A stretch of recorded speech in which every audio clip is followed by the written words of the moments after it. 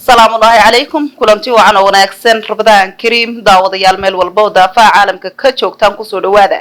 war waxaanu dalka dibadda iyo daafaca caalamka baydinka haynay oo xiliyadan oo kale idinkaga yimaada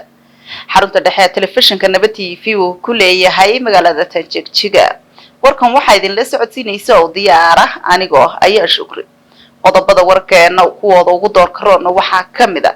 meherad loogu magac daray bandiga ayaa lagu daafuray magaalada Jigjiga ee caasimadda dawladda deegaanka Soomaalida shacabka ku nool magaalada Jigjiga ayaa soo dhaweeyay adeega 4G-ga internetka ee dhawaan laga hirgeliyay qaybo kamid ah dawladda deegaanka Soomaalida wasaaradda dakhliga jamhuuriyadda dimuqraadiga federaalka Itoobiya ayaa sheegtay in 9 bilood ee la soo dhaafay ay wasaaraddu soo xareysay 212.4 bilyan oo bir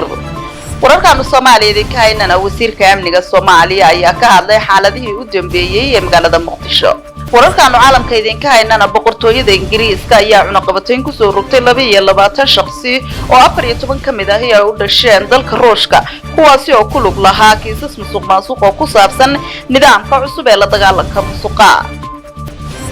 qodobadaas iyo kuwa kale oo xiiso badan warkeena ayadu ku daawan doontaan marka hore si qadar yar oo adeega bulshada